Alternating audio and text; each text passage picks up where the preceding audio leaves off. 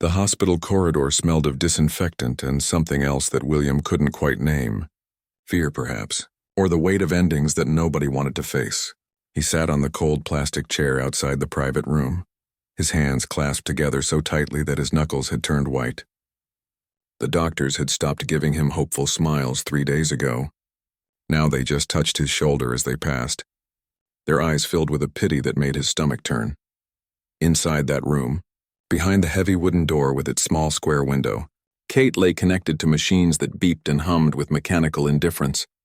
The woman who had walked beside him through scandals and celebrations, who had given him 3 beautiful children, who had laughed at his terrible jokes even when the whole world was watching, was slipping away. The cancer had been aggressive, they said. By the time they caught it, there was little they could do. 6 months, they had predicted. She had fought for 8. William stood and paced the hallway for what must have been the 100th time that day. George, Charlotte, and Louis were with his father at Clarence House. He had tried to explain it to them that morning, tried to find words that would make sense of the senseless. George, at 15, had understood too well.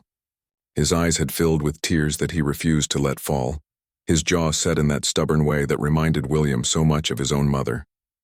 Charlotte had cried openly, her small body shaking with sobs, and Louis, still so young at 11, had simply asked when Mummy would come home. The door opened and a nurse stepped out. She was young, probably in her late 20s, with kind eyes that had seen too much death for someone her age. "She's asking for you again, Your Royal Highness," she said softly. "Her breathing is getting more labored. The doctor thinks, well, he thinks it won't be much longer now." William nodded, unable to trust his voice. He walked into the room and the familiar sight hit him like a physical blow, even though he had been in and out all day. Kate looked so small in that hospital bed, so unlike the vibrant woman who had once played tennis in heels for a charity event, who had sailed through royal duties with grace and humor, who had danced with him at their wedding while the whole world watched and dreamed. Her eyes opened as he approached, and despite everything, despite the pain medication and the exhaustion and the cancer eating away at her body, she smiled. That smile had captured his heart at university, had sustained him through the darkest days after his mother's death, had been his anchor in the storm of royal life. "William," she whispered, her voice barely audible over the sound of the machines. He took her hand, careful not to disturb the IV line taped to her thin wrist. Her skin felt like paper, cool and fragile. "I'm here," he said, settling into the chair beside her bed. "I'm right here, darling."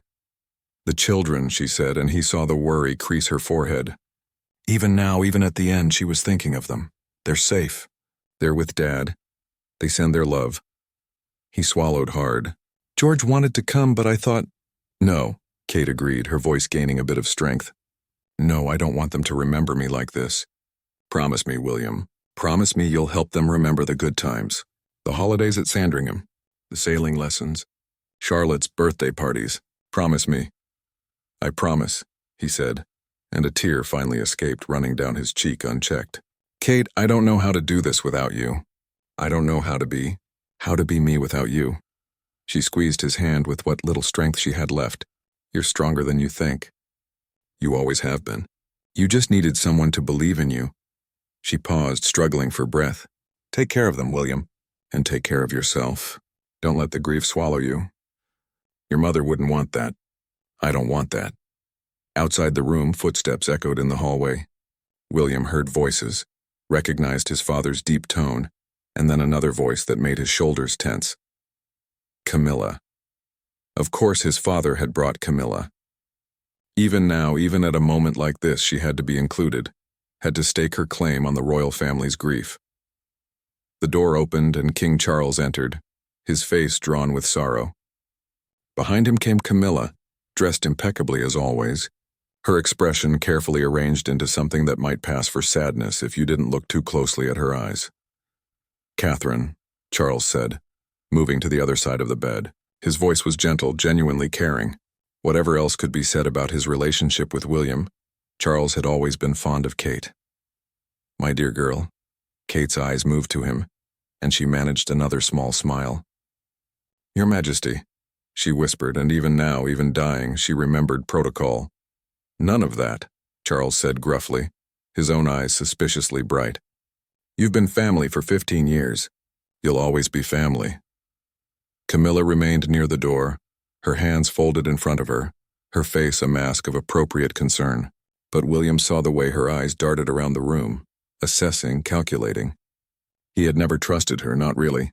Oh, he had made his peace with his father's marriage for the sake of family harmony. He had posed for photographs and made polite conversation at state dinners. But trust? No. There was something about Camilla that had always felt false to him, something that reminded him too much of the pain his mother had endured. Kate's breathing became more ragged, and the nurse moved forward, checking the monitors. "Her oxygen levels are dropping," she said quietly to the doctor who had just entered. He nodded and adjusted something on one of the machines. "William," Kate whispered, and he leaned in close, so close he could feel her breath on his cheek. "Don't let them change the children. Don't let them become cold. Keep them warm. Keep them human." "I will," he promised, his voice breaking. "I swear to you, Kate, I will." Her eyes closed, and for a terrible moment he thought she was gone. But then they opened again, focusing on him with an intensity that seemed impossible given how weak she was. "I love you," she said clearly, each word an effort. "I have always loved you. From that first day at university when you were too shy to ask me to dance. Remember?" "I remember," he said, and now the tears were flowing freely. "I love you too. I will always love you. Always." The machines began to beep more urgently. The doctor moved forward, but there was nothing more to be done. They all knew it. This was simply the end, arriving as inevitably as sunrise, as unwelcome as winter. Kate's grip on William's hand weakened. Her chest rose and fell with increasing difficulty. And then, with one final exhalation that seemed to carry away not just breath but something essential and irreplaceable, she was gone. The machines flatlined, their steady beep becoming one long, terrible note. The doctor reached over and silenced them, and suddenly the room was quiet except for the sound of William's ragged breathing and his father's quiet sob. William sat frozen, still holding Kate's hand, unable to process what had just happened. The love of his life, the mother of his children, his partner in everything was gone, just gone, and he was still here, still breathing, still existing in a world that no longer made sense. Behind him, he heard movement, footsteps, and then, cutting through his grief like a knife, he heard it. A sound so unexpected, so inappropriate, that at first he thought he must have imagined it. Camilla was laughing, not loudly, not obviously, but a soft, barely audible chuckle that she tried to disguise as a cough. But William heard it. In that moment of absolute devastation when his wife had just taken her last breath, his stepmother was amused by something.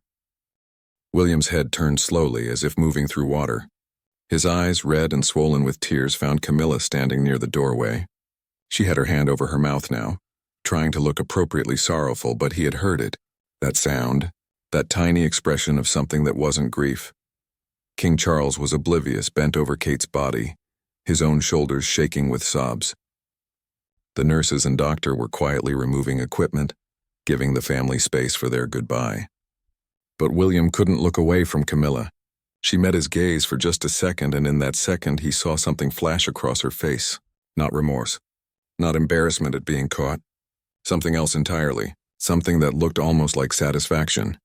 "You need to leave," William said, his voice low and dangerous.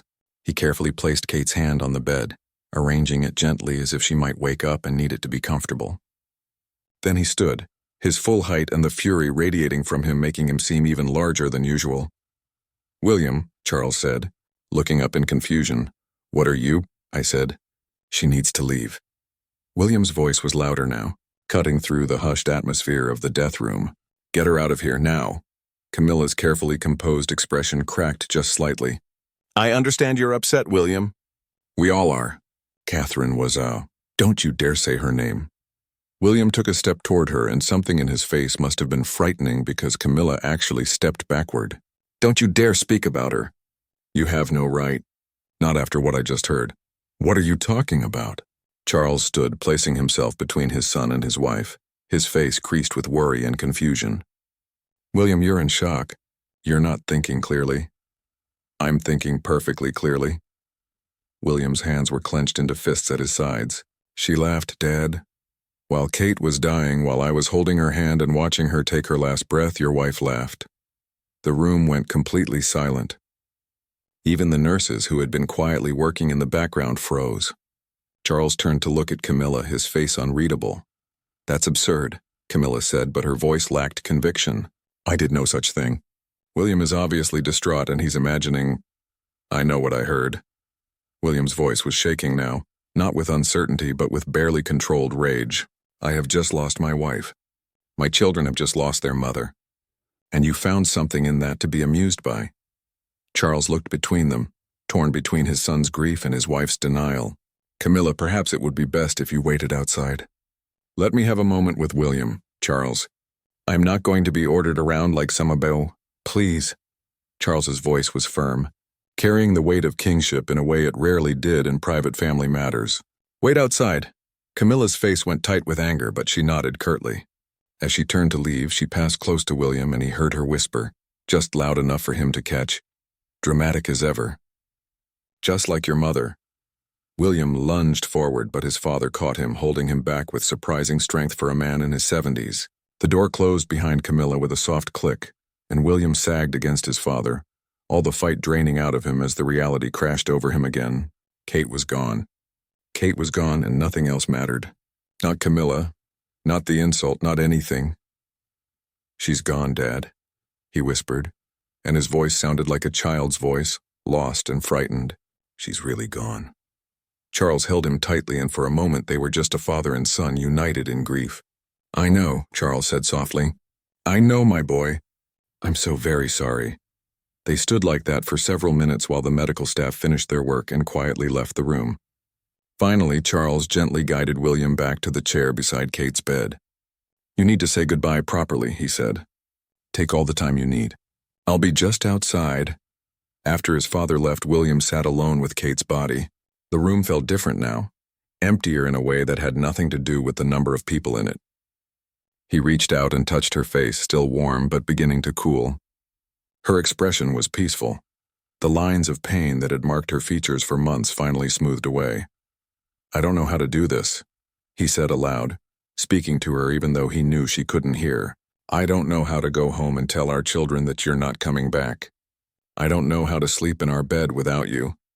I don't know how to attend state functions and smile for cameras and pretend that my whole world hasn't just ended."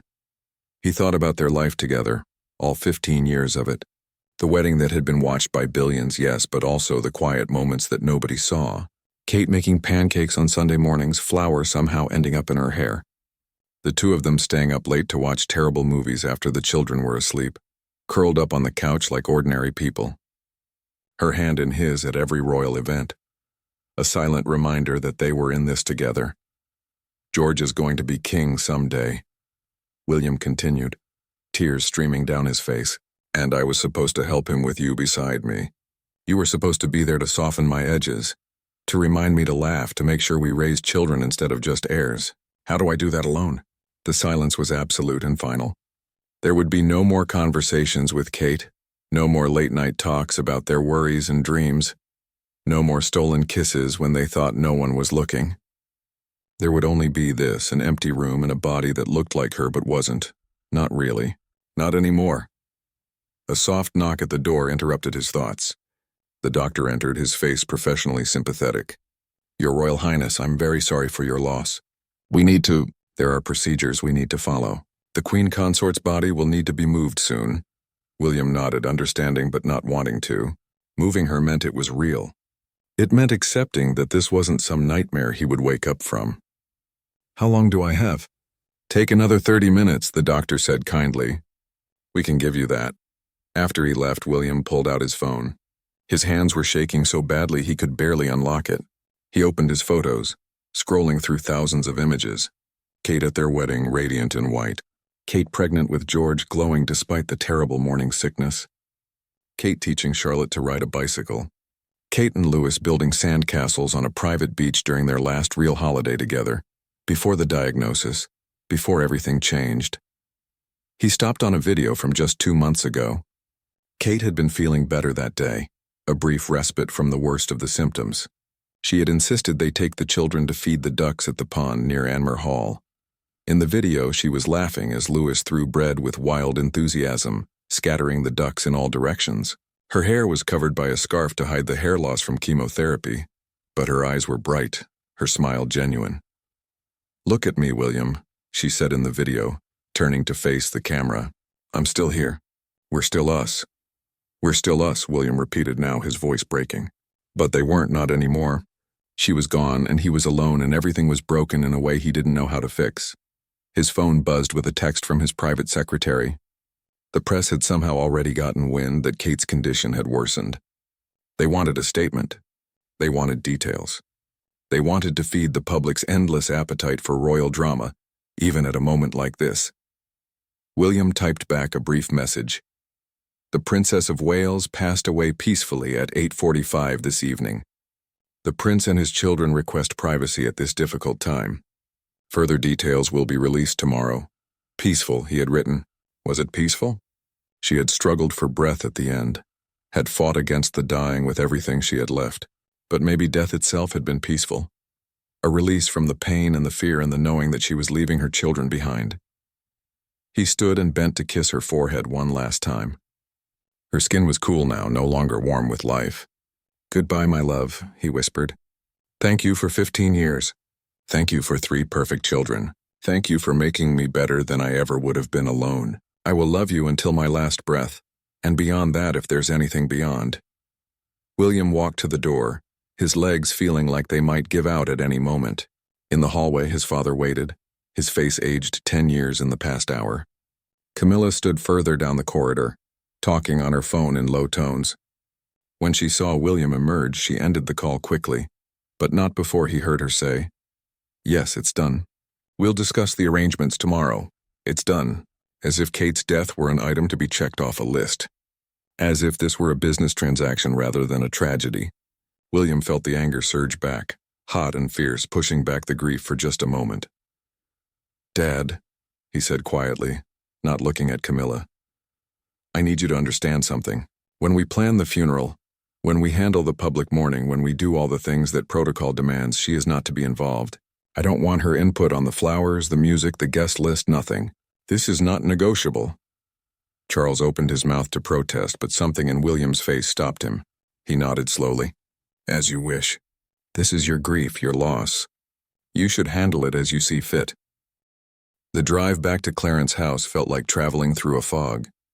William sat in the back of the car, staring out the window at London passing by, lights blurring into streams of color. His protection officer had tried to make conversation, then wisely fallen silent when William didn't respond. What was there to say? The woman he loved was dead, and he had to go tell his children that their mother was never coming home. The car pulled through the gates and William saw lights on in the upper windows. His children were still awake then, waiting. George would have insisted on staying up. He would have known somehow that tonight was the night. Children always knew, didn't they? They felt these things in ways that adults had forgotten how to. Charles had offered to come with him, to help break the news, but William had refused. This was his responsibility. These were his children, and they deserved to hear it from him, not from a grandfather who would try to soften it with talk of heaven and being in a better place. William didn't believe in softening it. Death was death, and pretending otherwise wouldn't bring Kate back. He walked through the front door and found his father's private secretary waiting in the entrance hall. "They're in the drawing room, sir," she said quietly. Prince George wouldn't let the younger children go to bed. He said they needed to wait together. William nodded and climbed the stairs, each step feeling like walking through cement. At the drawing room door, he paused, his hand on the handle. This was the last moment before everything changed for them. The last moment of their innocence, of a world where Mummy might still come home. Once he walked through this door and spoke the words, there would be no taking them back. He pushed the door open. All 3 children looked up from where they sat, huddled together on the sofa. George's arm was around Charlotte, who had clearly been crying. Louis sat pressed against his older brother's side, his small face pale and frightened. They knew. Maybe they didn't know the details, but they knew. "Dad?" George said, and his voice cracked on the single syllable. At 15, he was trying so hard to be grown up, to be strong, but he was still a boy. Still William's little boy who had once believed his father could fix anything. William crossed the room and knelt in front of them, bringing himself to their eye level. He took a deep breath, trying to find words that didn't exist, words that could make this bearable. "Mom passed away tonight," he said simply, because there was no gentle way to say it. She held on as long as she could, but the cancer was too strong. "She's gone." Charlotte dissolved into sobs immediately, throwing herself into William's arms. Louis just stared at him, his eyes huge and disbelieving. But it was George's reaction that broke William's heart. His eldest son's face crumpled, all his careful composure shattering, and tears began streaming down his cheeks. "No," George whispered. "No, she said she would fight. She promised she would fight." "She did fight," William said, gathering all three children into his arms, holding them as tightly as he could. "She fought so hard, George. She fought for you, for all of you. But sometimes fighting isn't enough." They cried together, the four of them tangled in an embrace that was both comfort and shared agony. William let his own tears flow freely now. There was no point in hiding his grief from his children. They needed to see that it was okay to fall apart. That strength didn't mean pretending you weren't devastated. "I want Mummy," Louis said eventually, his voice muffled against William's shoulder. "I want her to come home." "I know," William whispered. "I want that too, more than anything in the world." "What happens now?" Charlotte asked between sobs. "What do we do without her?" "We keep going," William said, though he had no idea how. "We remember her. We love her. We live the kind of lives she would have wanted us to live, and we hold on to each other because we're all we have now." George pulled back slightly, wiping his eyes with the back of his hand. "I'm the heir," he said, and he sounded so young, so scared. "Does that mean do I have to do her duties now? The royal engagements?" "No," William said firmly. "No, George. You're 15 years old. You're allowed to be a child, to grieve, to heal. The royal duties can wait. Right now, all that matters is that we take care of each other." They sat together for hours, talking and crying and remembering. Charlotte wanted to know if Kate had been in pain at the end.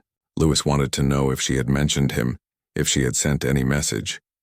George just wanted to know how they were supposed to survive this, how any of them were supposed to wake up tomorrow and the day after, and all the days after that without her.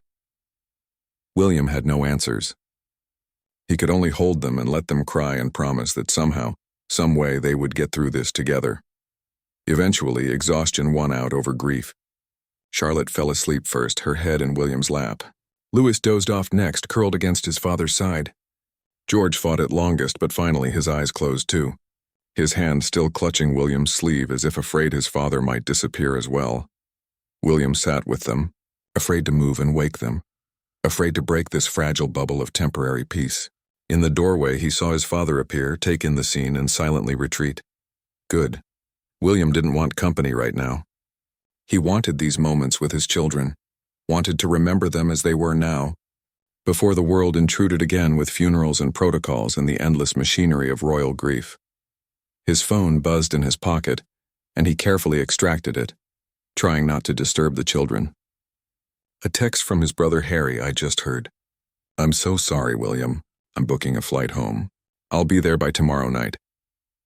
William felt a complicated mix of emotions at that. He and Harry hadn't been close in years, not since Harry had left royal life and moved abroad. They had been cordial when they saw each other, but the easy brotherhood of their youth was gone, replaced by polite distance and unspoken resentments. But Kate had always liked Harry, had always tried to bridge the gap between the brothers. Maybe her death could accomplish what years of attempted reconciliation had not. Another text came through, this one from his private secretary. "The Prime Minister sends his condolences and requests a meeting to discuss the funeral arrangements. The Archbishop of Canterbury has also been in touch. The press office is being flooded with requests for comment. We need to schedule a planning meeting for tomorrow morning." Tomorrow. The machinery of state was already grinding into motion, transforming Kate's death from a personal tragedy into a public event. There would be the funeral at Westminster Abbey, of course. Lying in state, probably. A public viewing so the people who had loved her could say goodbye. Kate would have hated the fuss, would have wanted something small and private, but she had been the Princess of Wales. Her funeral would belong to the nation as much as to her family. William thought about the last time he had stood in Westminster Abbey watching a coffin, The last time he had walked behind a royal funeral procession, his mother's funeral 28 years ago, he had been just 15, the same age George was now. He remembered the long walk behind the coffin, the sound of his shoes on the pavement, the eyes of millions watching him mourn. The memory of it still made him feel sick, and now he would have to do it again. This time not as a son but as a husband, this time walking behind Kate's coffin while his children walked beside him. The thought was unbearable, but what choice did he have? This was the life they had been born into, the life Kate had married into. Public grief was part of the bargain. George stirred against him, mumbling in his sleep. William looked down at his son's face, so young even in sleep, and felt a fierce surge of protectiveness. George would have to walk in that funeral procession too. The heir to the throne couldn't hide from public mourning, but William would be damned if he let them turn his son into a spectacle the way he had been turned into one. The door opened quietly, and King Charles entered, carrying a blanket. He spread it gently over the sleeping children, his face soft with grandfatherly concern. "You should try to sleep," Charles said quietly. "Tomorrow will be difficult." "Every day from now on will be difficult," William replied, his voice flat. "Sleep won't change that." Charles settled into an armchair across from the sofa. "I know you're angry with me. With Camilla. But William, you have to understand, I don't have to understand anything." William's voice was low, careful not to wake the children, but firm. "I know what I heard in that hospital room. Whatever you want to believe about your wife, I know the truth. Camilla loved Catherine," Charles insisted. "She respected her. This family has always been complicated, but we've tried to make it work." "For whose benefit?" William asked. "Not mine. Not Kate's, not the children's. You made it work for yourself, Dad, because you couldn't bear to choose between your son and your wife. Well, now you're going to have to face reality. Kate is dead, and I will never forgive Camilla for what she did tonight. Never." Charles looked pained. Decades of trying to balance family obligations written across his face. "She's the queen consort, William. She has a role in state funerals. She can't simply be excluded." "Watch me," William said coldly. "I'm the Prince of Wales, I'm Kate's husband, and I will plan this funeral the way Kate would have wanted it, with the people who actually loved her. If Camilla shows up, I will have her removed. I don't care what scandal it causes. I don't care what The next morning arrived too quickly and with a brutality that William wasn't prepared for. He had finally dozed off around 4 in the morning, still sitting on the sofa with his children around him, and woke to find sunlight streaming through the windows and his body screaming in protest at the awkward position. For one blessed moment he didn't remember. Then reality crashed back over him like a wave, and he had to bite back a sound of pure grief. Charlotte was awake, sitting up and staring at nothing. When she realized her father was awake too, she turned to him with red, swollen eyes. "I thought maybe I dreamed it," she said softly. "But I didn't, did I?" "No, sweetheart," William said, reaching out to touch her hair. "You didn't dream it." The day that followed was a nightmare of meetings and decisions that nobody should have to make. William sat in his father's study with a dozen officials, discussing burial plots and hymn selections and which dignitaries needed to be invited. Every decision felt like a betrayal of Kate, as if choosing between 2 flower arrangements somehow diminished the enormity of his loss. "The Abbey can accommodate approximately 2,000 people," the Lord Chamberlain was saying, consulting his notes. "We'll need to finalize the guest list by tomorrow afternoon to allow time for security arrangements." "Who's managing the list?" William asked, trying to focus on the practical details because thinking about anything else would break him completely. "Traditionally, the royal household works with I'll manage it," William interrupted. "Kate was my wife. I'll decide who gets to say goodbye to her." There was an uncomfortable silence. Protocol dictated that funeral arrangements for a Princess of Wales involved multiple departments and careful coordination with the government. But looking at William's face, nobody seemed willing to argue. "Of course, Your Royal Highness," and the Lord Chamberlain said finally. "We'll have a preliminary list drawn up for your approval." The meeting dragged on for hours. Music selections, readings from scripture, the order of the procession, whether the children should walk behind the coffin or ride in a car. William fought for the car, was overruled by tradition and George's own insistence that he needed to walk, that hiding away would somehow make it worse. Through it all, Camilla's name kept appearing. She would ride in the 3rd car. She would sit in the front row at the Abbey, She would receive visiting dignitaries at the palace. William vetoed every suggestion, his jaw tight with suppressed anger. "Your Royal Highness," one of the officials said carefully, "the Queen Consort has certain ceremonial duties. We can't simply exclude her from a—" "Yes, we can," William said flatly. "She can attend the funeral as a guest. She can sit with the rest of the family. But she will not have any official role in the proceedings. That's final." After the meeting finally ended, William found his father waiting for him in the hallway. Charles looked exhausted, the events of the past 24 hours clearly taking their toll. "We need to talk about Camilla," Charles said without preamble. "No, we don't. William, please. I know you're grieving and I understand you're angry, but we have to be practical. The eyes of the world will be on this funeral. We can't afford a public rift in the family right now." William laughed, a harsh sound with no humor in it. "Can't afford a rift? Dad, I just lost my wife. I'm trying to figure out how to keep my children from falling apart. And you're worried about appearances?" "I'm worried about you," Charles said, and his voice cracked slightly. "I'm worried about my son who is in pain and I don't know how to help him. But I'm also the king, William. I have responsibilities beyond my personal feelings. The monarchy has to present a united front, especially during times of national mourning." "Then maybe you should have thought about that before you married a woman who laughed at my wife's deathbed," William shot back. "She didn't laugh." "William, you have to believe me, whatever you think you heard. I know what I heard." William's voice rose, years of suppressed resentment finally breaking free. "I know what I've always known about her. She never wanted Kate as part of this family. Kate was too popular, too beloved. She made Camilla look bad just by existing. And now Kate's gone, and I saw relief in Camilla's eyes. Relief, Dad, at my wife's death." Charles looked stricken. "That's not true. That's your grief talking, William. Camilla has always tried to support you and Catherine. She's done everything she could to be a good stepmother. She was never my mother," William said coldly, "and she was never a friend to Kate. We played nice for your sake, for the sake of the monarchy, but I'm done playing nice. Kate deserved better than to have that woman smirking over her death, and I won't dishonor her memory by pretending everything is fine." He walked away before his father could respond, his hands shaking with rage and grief and exhaustion.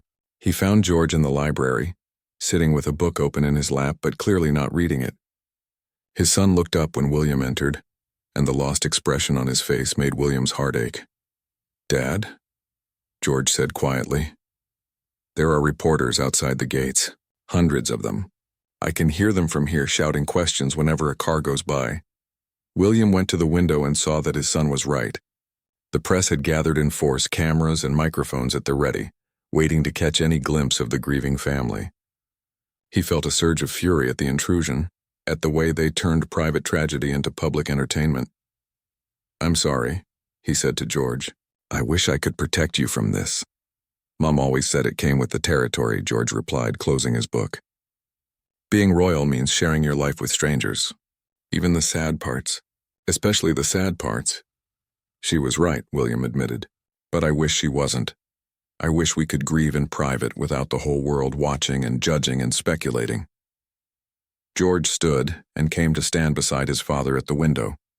For a moment they watched the press together, the cameras with their long lenses trained on the house waiting for any sign of movement. "Grandfather wants me to give a statement," George said suddenly. "He thinks it would be good for the country to hear from me, to know that the next generation is strong and stable." William felt his anger flare again. "You don't have to do anything you're not ready for. You're a child, George. You're allowed to just be sad." "But I'm not just a child, am I?" George's voice was bitter, sounding far too old for his 15 years. "I'm the heir. The spare, as people used to call Uncle Harry. Except now there's no spare anymore, just me. And someday I'll be king, and everyone will expect me to be strong like you, like grandfather." "Strong like Mum was." "Your mum cried," William said firmly. "She was strong, yes, but she also let herself feel things. She laughed until she cried at stupid jokes. She got angry when things were unfair. She sobbed at sad movies even though she knew they were fictional. That's not weakness, George. That's being human. Don't let anyone tell you otherwise." A knock at the door interrupted them. One of the staff entered, looking apologetic. "I'm sorry to disturb you, sir, but there's someone here to see you. Your brother has arrived from America." William felt a complex mix of emotions surge through him. Harry. His brother, who had chosen freedom over duty, who had walked away from the royal life and seemingly never looked back. Part of William resented him for that choice. But another part, the part that had lost his wife and was drowning in obligations and protocol, envied him desperately. "Show him in," William said. Harry appeared in the doorway a moment later, looking jet-lagged and worried. He had aged in the years since William had seen him last, new lines around his eyes and a weariness that hadn't been there before. But his eyes were kind, and when he saw George, he smiled sadly. "Hey, mate," Harry said to his nephew. "I'm so sorry about your mom." George nodded, unable to speak, and Harry crossed the room to pull him into a hug. William watched them, remembering when they had been this close, when Harry had been Uncle Harry, who played football in the garden and made Charlotte laugh until she got hiccups and taught Louis silly songs that drove Kate crazy. After a moment, Harry released George and turned to William. The brothers stood facing each other, years of distance and disappointment and hurt feelings hanging between them like a physical barrier. "Will," Harry said simply, "I came as soon as I heard." William wanted to be angry, wanted to point out all the times Harry hadn't come, all the family events he had missed, all the ways he had chosen his own life over his duty to the family.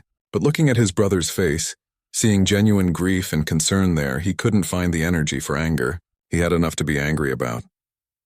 "Thank you," William said finally. "The kids will be glad you're here.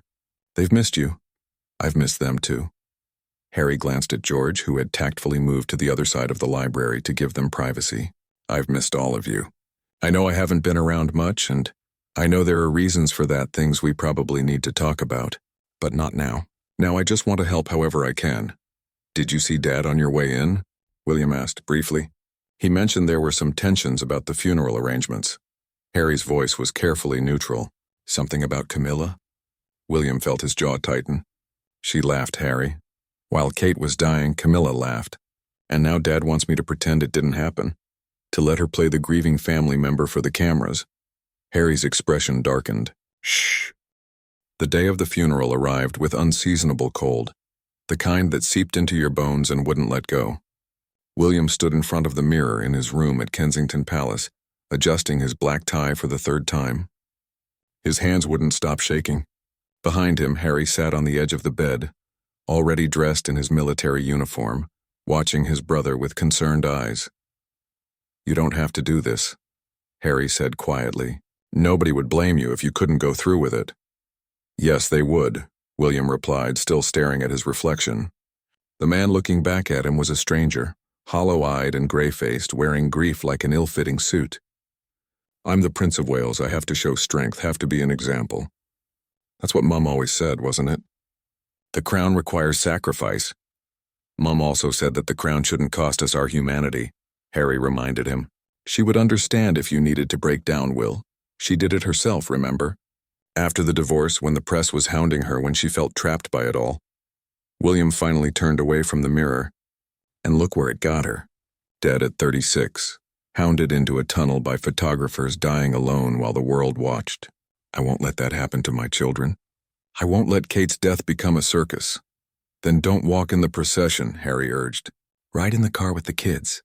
Let them see that their father is human, that grief is okay." George insisted on walking. William said tiredly, "He says it's his duty, that the heir needs to show the country he's strong enough to handle what comes next. He's 15, Harry. 15, and already he's talking like a politician instead of a kid." Harry stood and crossed to his brother, gripping his shoulders firmly.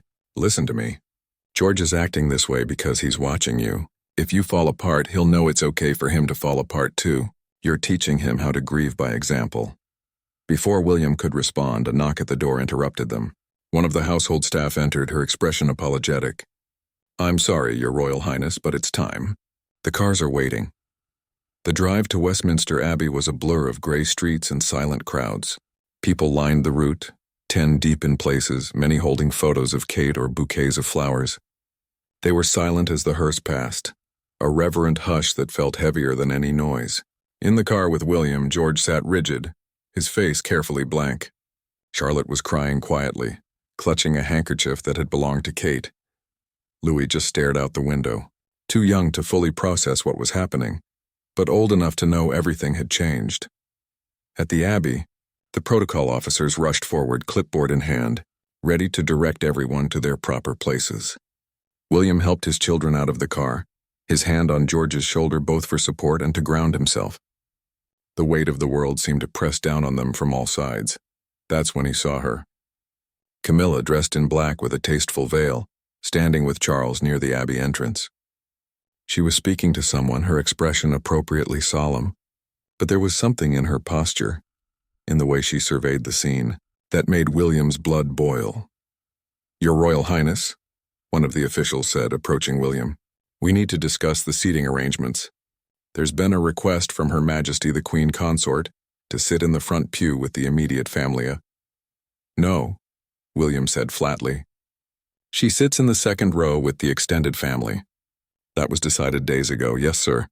But given her position as Queen Consort, there's been some suggestion that protocol requires—" "Oh, I don't care what protocol requires," William interrupted, his voice rising slightly. Several people turned to look, and he forced himself to lower his voice, aware that cameras were everywhere. "My wife is in that coffin. My children are about to watch their mother be buried, and I will not have that woman sitting in the front row as if she has any right to our grief." The official looked deeply uncomfortable, but nodded and hurried away. William saw Charles detach from his conversation with Camilla and approach, his face set in lines of worry. "William, please," Charles said quietly. "Not here, not now. The service is about to start." "Then tell your wife to take her seat where she belongs," William replied, keeping his voice low but allowing all his anger to show in his eyes. "I meant what I said, Dad. She's not part of this." Camilla, apparently sensing the tension, approached them. She reached out as if to touch William's arm, her face arranged in an expression of sympathy. "William, dear, I know this is difficult for you, but don't touch me," William said, stepping back sharply.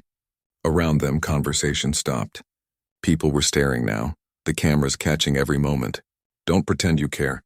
Don't act like you're grieving when we both know the truth. William," Charles's voice was sharp with warning. "Control yourself. Why?" William's voice was getting louder, grief and rage and exhaustion combining into something explosive. "Why should I control myself? My wife is dead. My children are motherless. And he gestured at Camilla. "Oh, she thinks she can just slide into Kate's place, play the concerned stepmother for the cameras." Camilla's face went pale, then flushed with anger. For a moment the mask slipped and William saw naked fury in her eyes. "How dare you?" she hissed, her carefully modulated voice sharpening. "I have done nothing but try to support this family. If you're too blind with grief to see that, I saw you laugh," William said, his voice cutting through her words like a knife. "In the hospital. When Kate died, I heard you laugh, and I will never forgive you for it. Never." The crowd of gathered dignitaries and family members had gone completely silent. Charles looked stricken, torn between his son and his wife. Harry appeared at William's side, a quiet show of support. And Camilla finally looked rattled, her composure cracking. "That's a lie," she said, but her voice wavered. "I would never." "We all know what you would do," William said coldly. "You waited 30 years to be queen. You destroyed my parents' marriage for it. You've manipulated and schemed and played the long game. And now Kate's gone and you think you've won, don't you? You think you can finally take center stage without her shadow looming over you?" "William, stop this," Charles commanded, his voice carrying the full weight of royal authority. "This is neither the time nor the place." "Then when is the time?" William demanded, turning his fury on his father. "When are we going to acknowledge what everyone already knows? That you chose her over your family, over your duty, over everything. Mom knew it. Kate knew it. And now Kate's dead. And you want me to pretend that everything is fine, that we're all one happy family." "Your mother has nothing to do with this," Charles said, his voice shaking. "She has everything to do with this." William shouted, years of suppressed pain finally breaking free. "She suffered for years because of your affair. She died believing she was unwanted, unloved, pushed aside for a woman who was never good enough to clean her shoes. And Kate, his voice broke. Kate held this family together despite everything. She smiled for the cameras and played her part and never complained, even when she knew how you both felt about her." Camilla's face was red now, her carefully maintained public persona completely shattered. "I never did anything to Catherine. I respected her. I supported her. If she felt otherwise, that was her own insecurity. The slap echoed across the courtyard before anyone realized what had happened. William's hand was still raised, trembling, and Camilla stumbled backward with a cry of shock, her hand flying to her reddening cheek. The world seemed to freeze. Cameras flashed like lightning. Someone gasped. Harry grabbed William's arm, pulling him back. And Charles stood between his son and his wife, his face a mask of horror and disbelief. "How dare you speak about her that way?" William said, his voice deadly quiet now, all the rage burning down to cold fury. "How dare you call her insecure when you spent years undermining her, whispering to the press, making sure everyone knew you disapproved of her modern approach to royal duties?" "Security," Charles called out, his voice cracking. "Get the Prince of Wales inside now." 2 protection officers appeared at William's sides, but he shook them off. "I don't need an escort," he said. "I'm going to bury my wife, and then I'm taking my children home, and I never want to see either of you again." He turned to find his children standing a few feet away, their faces white with shock. They had heard everything. George looked torn between horror at what his father had done and fierce pride. Charlotte was crying harder now. Louis just looked confused and frightened. William gathered them to him, his hands gentle despite the violence they had just committed. "I'm sorry," he whispered to them. "I'm so sorry you had to see that." "Don't be sorry, Dad," George said fiercely. "She deserved it. They both deserved it." The service was a blur. William sat in the front pew with his children, barely hearing the Archbishop's words about eternal rest and God's mercy. Behind him he could feel the weight of 1,000 stares, could imagine the whispers, the speculation, the scandal. He had struck the Queen Consort in front of witnesses and cameras. He had publicly denounced his father and stepmother on the day of his wife's funeral. The fallout would be catastrophic. The headlines the next morning were brutal. William sat in the study at Anmer Hall, the Norfolk estate where he and Kate had spent their happiest years, and forced himself to read them. His private secretary had advised against it, but William needed to face what he had done. "Prince strikes Queen Consort at wife's funeral," screamed one tabloid. Another showed a blown-up photo of Camilla's shocked face, William's hand still raised. Charles reaching between them. "Royal family in crisis," declared a third. And everywhere speculation about mental breakdown, about William being unfit to be Prince of Wales, about whether he should step aside for George. "Dad?" Charlotte appeared in the doorway, still in her pajamas even though it was past noon. None of them had slept much. "There are more reporters at the gate. They're shouting questions about whether you're going to apologize." William set down the newspaper and held out his arm. Charlotte crossed the room and curled up beside him on the sofa, her head on his shoulder the way she used to when she was small and had nightmares. "Are you going to apologize?" she asked quietly. "I don't know," William admitted. "Part of me knows I should. What I did was wrong, Charlotte. No matter how angry I was, no matter what provoked me, violence is never the answer." "But she said Mum was insecure," Charlotte said fiercely. "She said horrible things. And we all know she was glad Mum died. You saw her, Dad. I saw her too at the hospital. She wasn't sad at all." William hugged his daughter closer. "I know, sweetheart, I know. But that doesn't make what I did right. As royals, we're supposed to be better than that. We're supposed to keep our composure no matter what." "That's stupid," Charlotte said, and William almost smiled at the vehemence in her voice. "You're not a robot. You're a person, and people get angry when someone they love is disrespected." The door opened and George entered, Louis trailing behind him. Both boys looked exhausted, George's eyes red-rimmed from crying, Louis pale and quiet. They had all broken down after the funeral. Once they were safely behind closed doors where the cameras couldn't reach. They had cried and raged and held each other, and William had finally let himself fall completely apart, sobbing so hard he thought he might be sick while his children comforted him instead of the other way around. "Grandfather's on the phone," George said. "He wants to talk to you. I told him you were busy, but he says it's urgent." William sighed and gently extricated himself from Charlotte's embrace. "I suppose I have to face this eventually." He looked at his 3 children, his heart aching at how lost they all looked. "Why don't you 3 go have some breakfast? Or lunch, whatever meal it is. And try not to look at social media, okay? Just for today." After they left, William picked up the phone in his study. His father's voice came through immediately, tight with stress and barely controlled anger. "William, we need to discuss what happened yesterday." "Yes, I imagine we do," William said tiredly. Go ahead, Dad. Tell me how I've embarrassed the family, how I've damaged the monarchy, how I need to issue a public apology immediately. I was going to say, Charles continued, his voice softer now, that I understand why you did it. William was so surprised he nearly dropped the phone. What? I said I understand. Charles sighed heavily. I've been up all night talking to Camilla. Really talking, for the first time in years, perhaps. And William, you were right about some things. Not all things, and certainly not about the method of expressing your feelings, but about Camilla's attitude toward Catherine, about the way she's handled things. You were right. William sat down heavily, his mind reeling. I don't understand. Are you saying Camilla admitted to laughing? She says she didn't laugh, not exactly. She says she coughed and it came out wrong. But she admits that she felt relief. Not that Catherine died, but that the tension was over. That she wouldn't have to compete with Catherine's popularity anymore. Charles's voice was thick with shame. I had no idea she felt that way. I thought they had a good relationship, that they respected each other. Kate tried, William said, feeling tears prick his eyes again. She really did try, Dad. She invited Camilla to things, she was always polite, she never spoke badly about her to the press. But Camilla never accepted her. She saw Kate as a threat instead of his family. I know that now, Charles said quietly. And I'm sorry, William. I'm sorry I didn't see it sooner. I'm sorry I put you in a position where you felt you had to defend your wife's memory with violence. That's on me, not on you. William felt something shift in his chest, a tiny loosening of the knot of rage and grief that had been choking him. What happens now, he asked. The press is calling for my head. There are petitions demanding I be removed from the line of succession. Let them petition, Charles said, and there was steel in his voice now, the voice of a king rather than a father. You're my son and you're the rightful heir. What happened yesterday was a family matter that got out of hand.